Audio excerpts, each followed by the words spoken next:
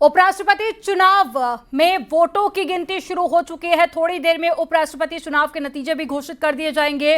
देश को आज 15वां उपराष्ट्रपति मिलेगा। तो एक बड़ी खबर आपको बता रहे हैं, देश के 15वें उपराष्ट्रपति के चुनाव के लिए वोटिंग प्रक्रिया पूरी हो चुकी है और अब काउंटिंग शुरू हो चुकी है। वोटिंग के दौरान प्रधानमंत्री नरेंद्र मोदी ने पहला वोट डाला था। विपक्ष के सांसदों ने भी मतदान में हिस्सा लिया। अब उपराष्ट्रपति चुनाव के नतीजों का इंतजार है और तकरीबन रात 8 बजे तक नतीजों का ऐलान हो जाएगा और उपराष्ट्रपति चुनाव में सीधी टक्कर एनडीए के उम्मीदवार सीपी राधाकृष्णन और विपक्ष के उम्मीदवार बी सुदर्शन रेड्डी के बीच में है। तो थोड़ी देर में नतीजे आ जाएंगे और देश को 15वां उपराष्ट्रपति मिल जाएगा। एक बड़ी खबर आपको बता रहे हैं, आज चुनाव हुआ और पहला वोट प्रधानमंत्री नरेंद्र मोदी ने डाला।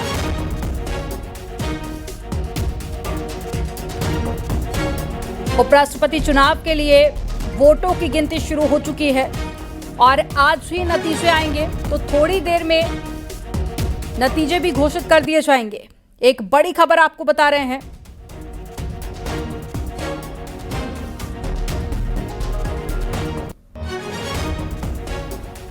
तो तस्वीरें आपके सामने हैं। जब तमाम नेता पहुंचे और एक एक कर सभी ने वोट डाला। पहला वोट प्रधानमंत्री नरेंद्र मोदी ने डाला था। तो देश के 15वें उपराष्ट्रपति के चुनाव के लिए वोटिंग की प्रक्रिया फिलहाल पूरी हो चुकी है। वोटों की गिनती शुरू हो चुकी है और अब इंतजार है नतीजों का। तो कुछ ही मिनट बाकी हैं जिसके बाद में नतीजे आ जाएंगे। जगदीप धनखड़ के इस्तीफे के बाद में उपराष्ट्रपति का पद खाली था, जिसको लेकर आज चुनाव हुए, वोट डाले गए और बीजेपी के नेतृत्व वाले एनडीए गठबंधन ने सीपी राधाकृष्णन को अपना उम्मीदवार बनाया। तो वहीं विपक्षी खेमे में बी सुदर्शन रेड्डी को मैदान में उतारा गया। तो थोड़ी देर में ये तय हो जाएगा कि एनडीए या फिर विपक्ष के उम्मीदवार में से कौन उपराष्ट्रपति पद का चुनाव जीतेगा।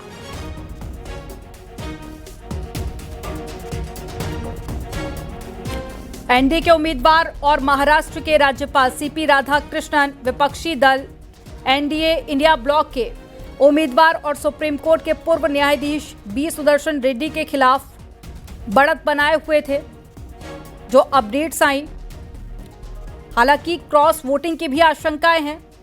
मतदान संसद भवन में सुबह 10 बजे शुरू हो चुका था, जो शाम को 5 बजे तक चला और 6 बजे मतगणना शुरू हो चुकी है और थोड़ी देर में नतीजे भी सामने आ जाएंगे।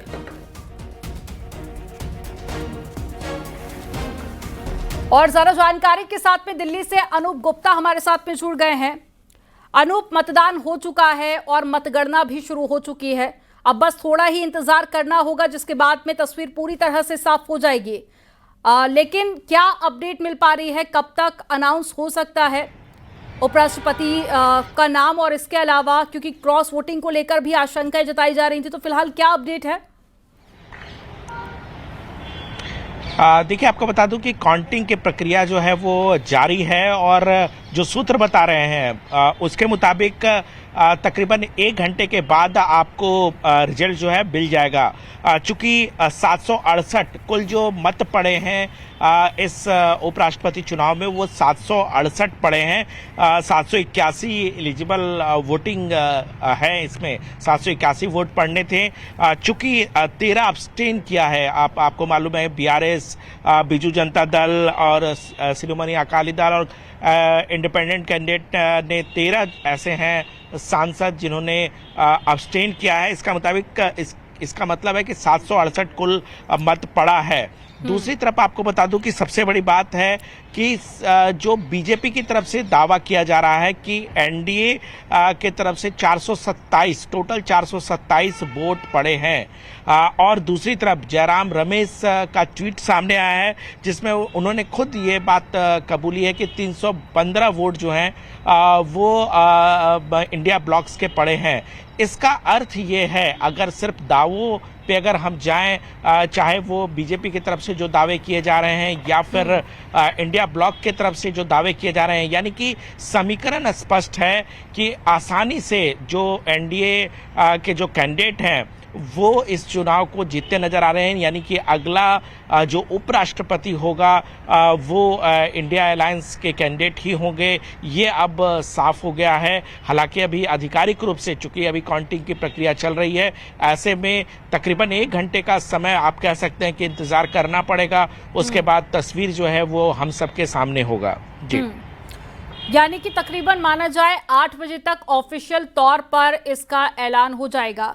लेकिन अनूप, कल तक ये भी खबरें आ रही थी कि इंडिया ब्लॉक के भी कुछ ऐसे जो गठबंधन के दल हैं वो वोटिंग के लिए तैयार नहीं हुए हैं या फिर वो वोटिंग से कहीं ना कहीं पीछे हटते हुए नजर आ रहे थे। और कल तक ये भी खबरें थी कि इंडिया ब्लॉक को भी एक बड़ा झटका लग सकता है।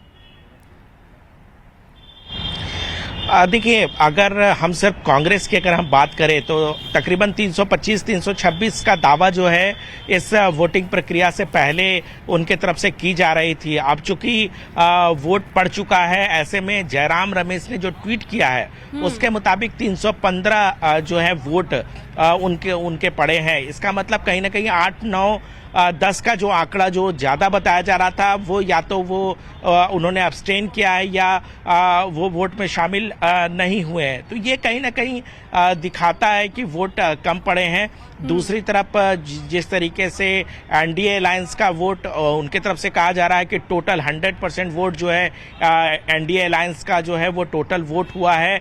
इसका मतलब है कि क्रॉस वोटिंग जैसी स्थिति शायद अभी देखने को नहीं मिल रही है। हाँ, ये जरूर है कि कुछ जरूर आपको सांसद अब्सटेन के तौर पर सामने दिखेंगे बाद में आपको, लेकिन इतना तय है कि इस पर एनालिसिस तो बाद में किया जाएगा।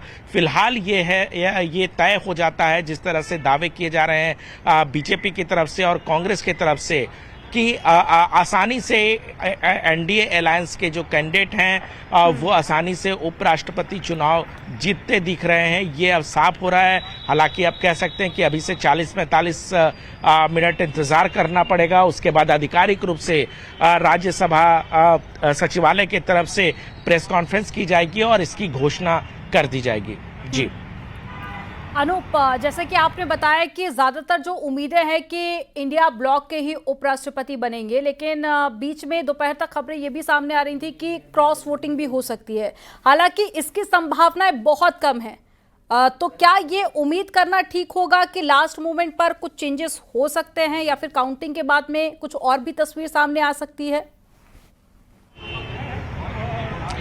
देखिए, यहाँ एक बात बता दूं कि एनडीए अलायंस के जो उम्मीदवार हैं वो चुनाव जीतते हुए दिख रहे हैं। इंडिया अलायंस को जो इंडिया ब्लॉक है उनके कैंडिडेट जो है वो चुनाव हार जाएंगे। हालांकि शुरुआत से इस बात का अंदेशा था, क्योंकि जो अंकगणित है, जो समीकरण था, वो कहीं ना कहीं सरकार के पक्ष में था, कहीं ना कहीं जो एनडीए अलायंस है उनके पक्ष में था।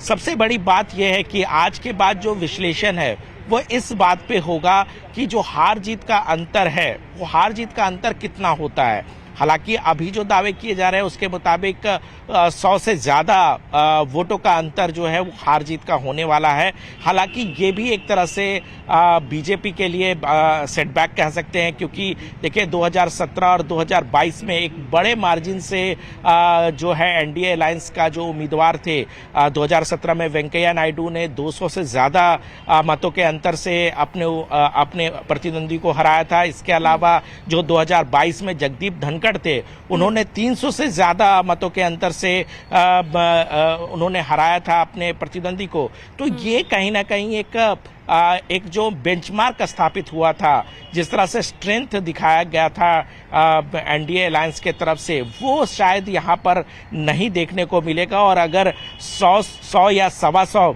वोटों के अंतर से अगर एनडीए अलायंस के उम्मीदवार अगर जीतते हैं तो कहीं ना कहीं ये थोड़ा सा जरूर सेटबैक होगा।